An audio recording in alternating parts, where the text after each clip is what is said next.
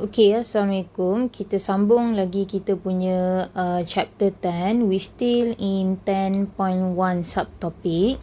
Before that, we have a quick recap on what we had learned before. So, in the previous video, we already learned about the impulse transmission along axon. And I'll already differentiate between impulse transmission in myelinated and also unmyelinated axon. And then what we conclude from our lesson previously is that impulse transmission in myelinated axon is faster compared to impulse transmission in unmyelinated axon because of saltatory conduction.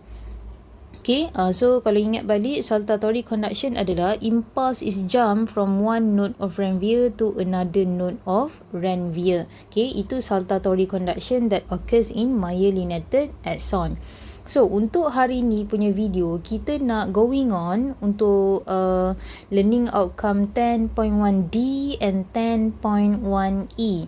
Kita nak belajar impulse transmission daripada satu neuron kepada satu neuron. Sebelum ni kita belajar dalam satu neuron sahaja, which is along axon. So apa yang berlaku bila impuls tu dah sampai dekat synaptic node bahagian axon terminal, okay? Itu yang kita nak belajar hari ni lah, impulse transmission daripada satu neuron kepada satu neuron. Okay, that's why kita akan masuk kepada learning outcome D, which is kita nak belajar structure of synapse. Okay, and then 10.1E about impulse transmission along synapse. Okay, before that, kita pergi dulu kepada definition of synapse.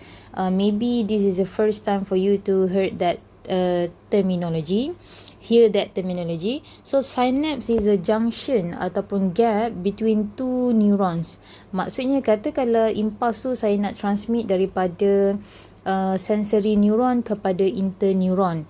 Okay, so antara neuron sensory dengan interneuron, gap between those neurons kita panggil sebagai synapse. Okay, itu yang pertama. Lagi satu, synapse ni kita boleh refer juga kepada a junction ataupun a gap between neuron dan juga effector. So effector kat sini adalah muscles ataupun glands. Okey, contohnya adalah katakanlah impuls tu daripada sensory neuron kita dah hantar kepada interneuron, settle. And then interneuron kita hantar kepada motor neuron, settle. And then motor neuron dia akan hantar impuls tu kepada kita punya effector. Effector ni maksudnya structure yang terkesan daripada structure yang akan buat action lah daripada impulse transmission tadi. So contohnya lah, kalau kamu playing football dekat padang, okay? So kamu tendang bola tu, kamu punya muscle dekat kaki tu lah kita panggil sebagai effector. Okay, contohnya muscle dekat kaki. Ataupun contoh yang saya bagi sebelum ni, kamu nampak air dalam cawan dan kamu nak minum. The action that you take the glass with your hands, so muscles dekat kamu punya hands tu kita panggil sebagai effector lah. Ataupun benda yang berlaku dalam badan kamu tak perasan glands, okay? Tak kisahlah adrenal glands ke or any other glands yang akan produce any chemicals, okay, ataupun hormone and so on. Yang itu pun adalah salah satu contoh effector. Cuma yang itu kamu tak perasan lah, okay. Tapi kalau macam yang kamu perasan tendang bola, minum air semua tu, iaitu kita refer pada muscles yang dekat tangan dan dengan dekat kaki lah, okay, untuk buat tindakan tersebut. So dekat sini synapse ada dua lah. Maksudnya antara neuron dengan neuron satu, lagi satu antara neuron dengan effector. Tapi untuk hari ni punya video, kita hanya akan fokus kepada antara neuron dengan neuron. Okay, tak kisahlah antara sensory neuron dengan interneuron ke, ataupun antara interneuron dengan motor neuron, and so on. Okay.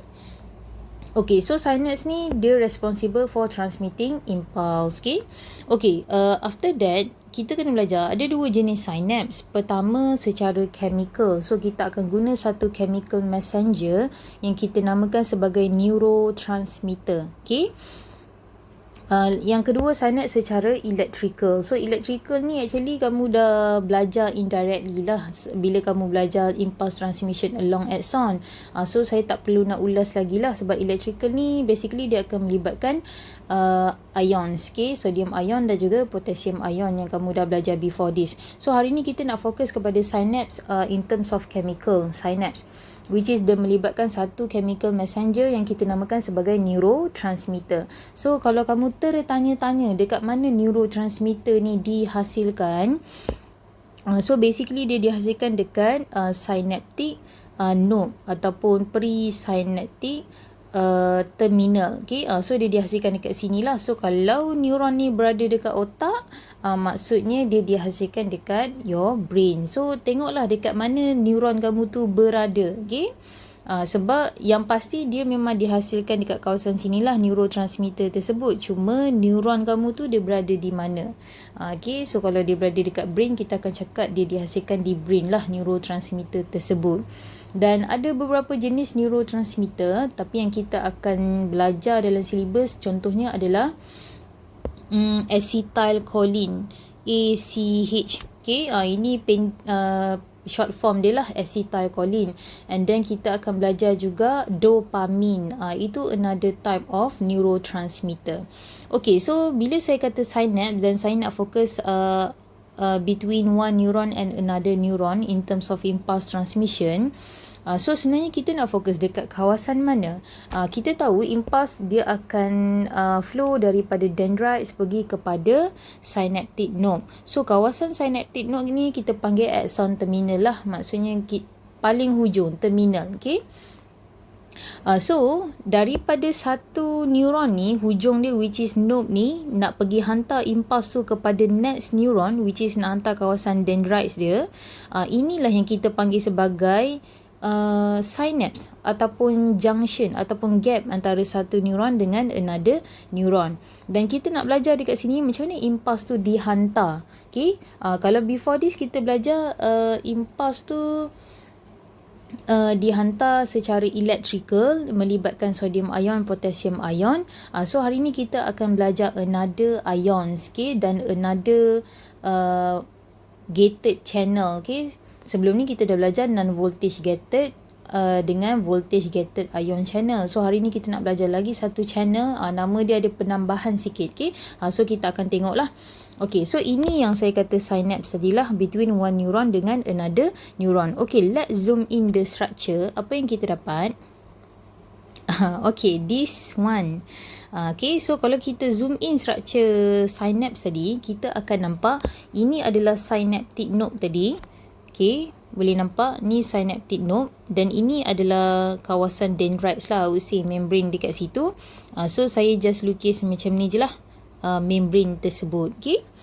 Okay, so sebelum kita nak belajar macam mana impulse is transmitted across synapse, kita kena belajar dulu apa komponen yang ada dekat kawasan tersebut, okay?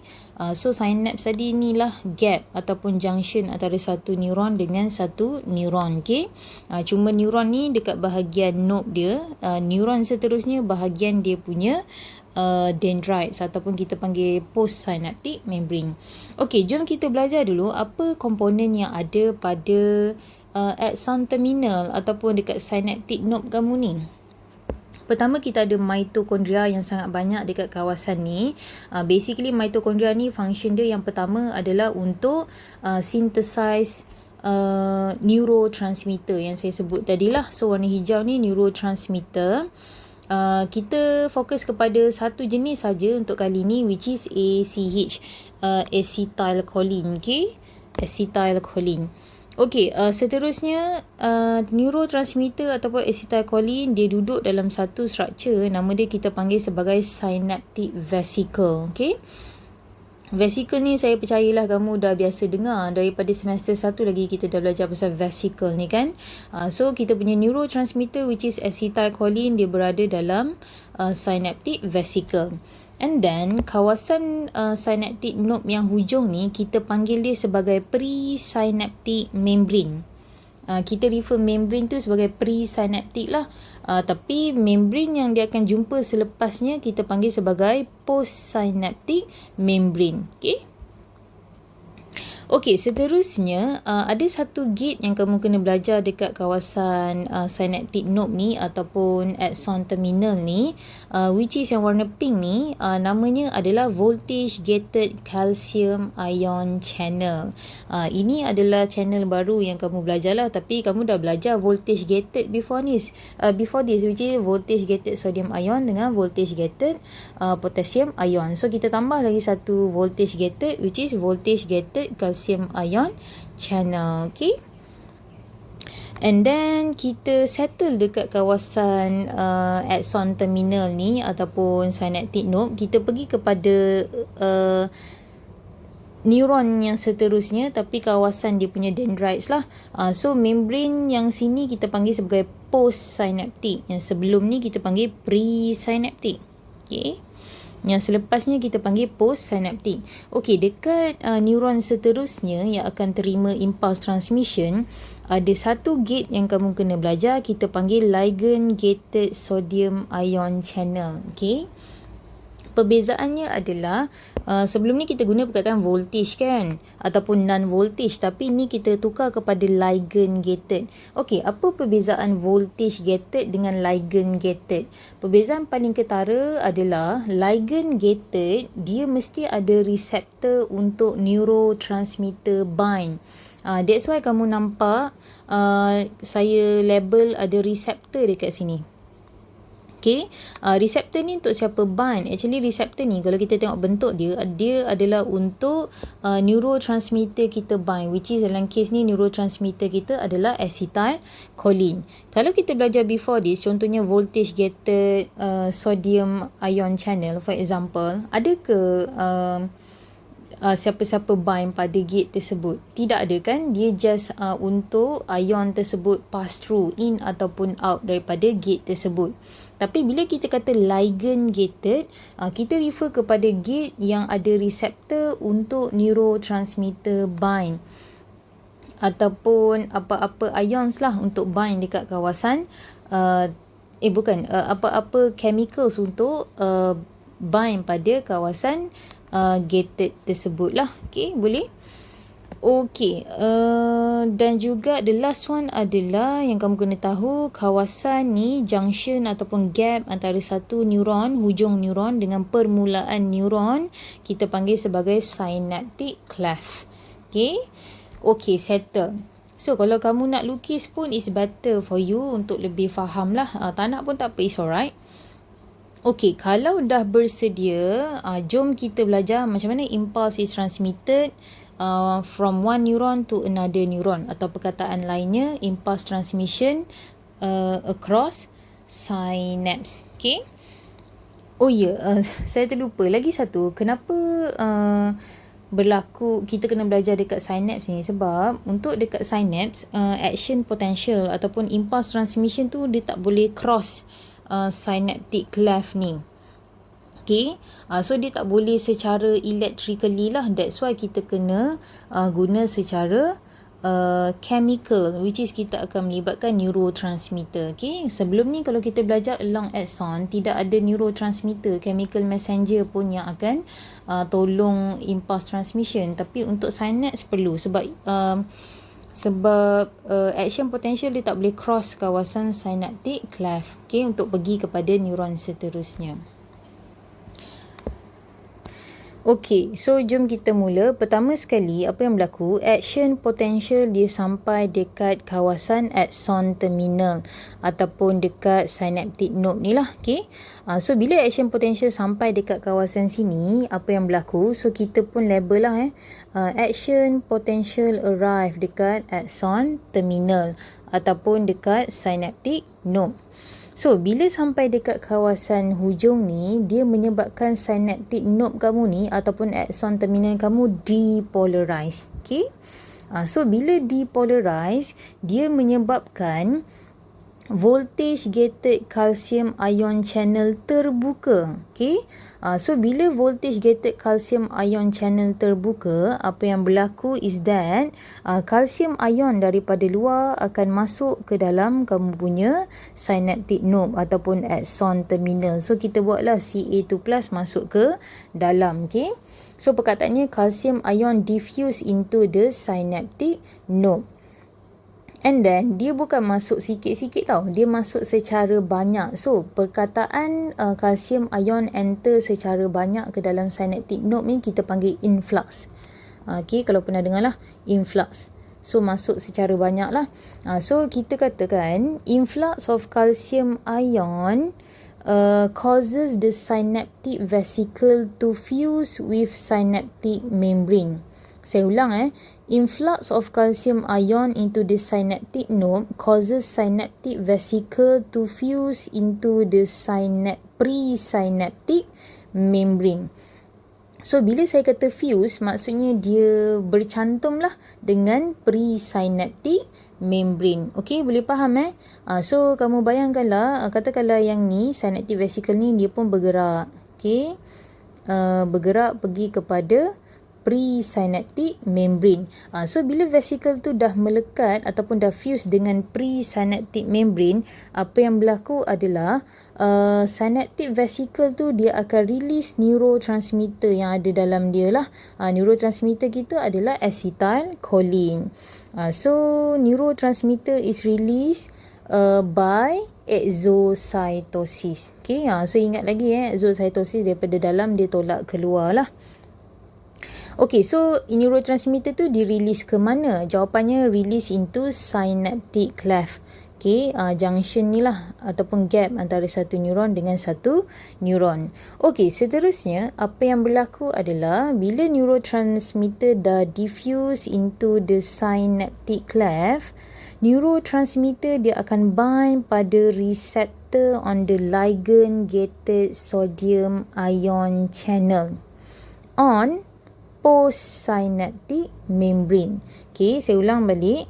After the neurotransmitter or acetylcholine is released into the synaptic cleft, the neurotransmitter or acetylcholine will bind to the receptor. So ni receptor on ligand gated sodium ion channel. So dekat mana ligand gated sodium ion channel? Dekat postsynaptic membrane.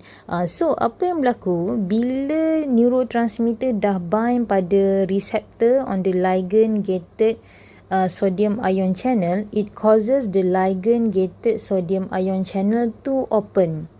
So terbuka lah. So bila terbuka, siapa yang masuk? So jawapannya adalah sodium ion daripada luar akan masuklah ke dalam postsynaptic neuron. Okay, neuron seterusnya lah. So dia terbuka. Kamu bayangkanlah gate tu terbuka. So sodium ion masuk ke dalam. Okay, boleh?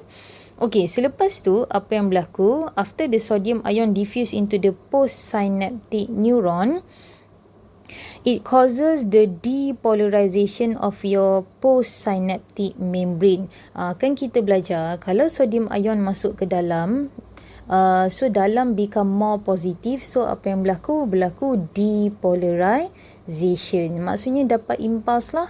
Okay, so maksudnya impuls tu dah transmit daripada satu neuron kepada satu neuron. Okay, boleh? Dan if the depolarization achieve threshold level which is negative 55 mV, kita katakan postsynaptic neuron ni undergo action potential. Okay, boleh? So kalau dia tidak mencapai threshold level which is minimum level untuk action potential berlaku negative 55 mV, so kita tidaklah katakan berlaku action potential dekat sini. Tapi kalau mencapai tadi, yes, berlaku action potential. Okay, okay, sampai situ saja ke? Tidak. Okay, apa yang berlaku seterusnya adalah neurotransmitter ni dia akan unbind balik daripada receptor, ataupun neurotransmitter yang berada dekat synaptic cleft ni dia akan diselesaikan. So ada tiga cara kita nak selesaikan neurotransmitter ni, sebab dia tak boleh keep on duduk dekat synaptic cleft. Sebab apa? Kalau dia keep on duduk dekat synaptic cleft, neurotransmitter ni akan continuously bind pada receptor. Jadi kamu bayangkan kalau continuously bind pada receptor, dia akan continuously causes the postsynaptic neuron untuk depolarize. So kita tak nak benda tu berlaku. That's why kita kena settlekan kita punya neurotransmitter. So ada 3 cara kita nak settlekan kita punya neurotransmitter. Pertama, kita akan bawa balik dia masuk dalam presynaptic membrane. Okay, by a transporter. Okay. Tapi tak payah tunjuklah gambar transporter kat sini, tak perlu. Okay, itu cara pertama. Cara kedua, kita boleh degrade ataupun breakdown saja neurotransmitter tersebut dekat kawasan synaptic cleft. So siapa yang tolong breakdown? Jawapan dia kita kata hydrolytic enzyme. So kita tak perlulah fokus kepada nama spesifik enzyme tersebut. Kita just cakap hydrolytic enzyme dia akan breakdown ataupun degrade the neurotransmitter. Itu cara kedua. Cara ketiga, actually kita akan transport another cell. Tapi cara ketiga tu saya rasa dia tak berapa common sangat untuk kamu, so tak perlu. So kamu perlu tahu 2 cara saja. Pertama, neurotransmitter tu is actively transported back into the synaptic node ataupun presynaptic membrane. Cara kedua adalah degraded by hydrolytic enzyme dekat synaptic cleft. Okay. So dengan kata lain, kita patah balik kepada mitochondria punya function. So function mitochondria yang pertama tadi, kita nak synthesize neurotransmitter. And then function mitochondria kedua adalah kita nak transport balik neurotransmitter from the synaptic cleft into the synaptic node. Sebab saya kata tadi nak bawa dia balik ke dalam synaptic node ni secara active transport. So kita memerlukan ATP lah dekat sini. Okay. So itulah dia macam mana impulse transmission dibawa secara chemicals daripada satu neuron kepada satu neuron. So kita boleh kata impulse transmission across synapse.